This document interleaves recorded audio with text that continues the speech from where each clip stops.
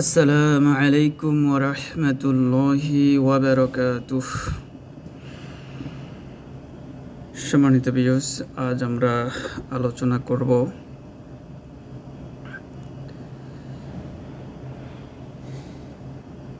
আল আকসা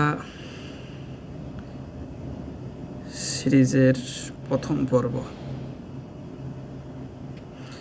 আপনি কি জানেন মুসলিমরা আজ মক্কার কাবার দিকে ফিরে নামাজ পড়লেও দীর্ঘ 16 থেকে 17 মাস আমাদের সিজদার দিক ছিল অন্য কোথাও।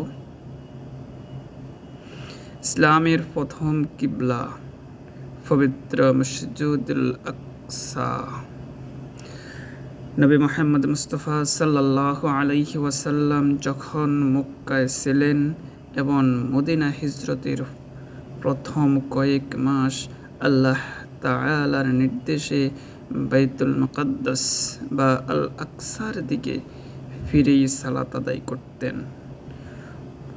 মদিনার মসজিদুল কিবলাতাইন এই নামাজরত অবস্থায় যখন কিবলা পরিবর্তনের ওহী নাজিল হলো, তখন থেকেই আমরা কাবার দিকে ফিরতে শুরু করি। কিন্তু আল আকসা আমাদের হৃদয়ে সেই আগের মতোই মর্যাদাপূর্ণ রয়ে গেছে। এটি কেবল একটি স্থাপনা নয়, এটি আমাদের ঈমানের অবিচ্ছেদ্য অংশ।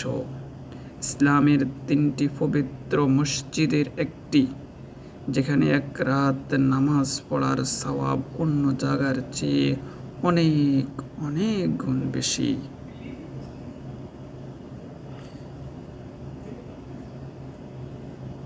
আল আকসার ইতিহাস মানেই আম্বিয়াদের ইতিহাস। এই পবিত্র ভূমির আরও অজানা রহস্য জানতে আমাদের এই সিরিজের সাথেই থাকুন। আল্লাহ আমাদের সবাইকে এই পবিত্র ভূমি জিয়ারত করার তৌফিক দান করুন। আমিন। ওমা তৌফিকি ইল্লা বিল্লাহ। আসসালামু আলাইকুম রাহমাতুল্লাহ।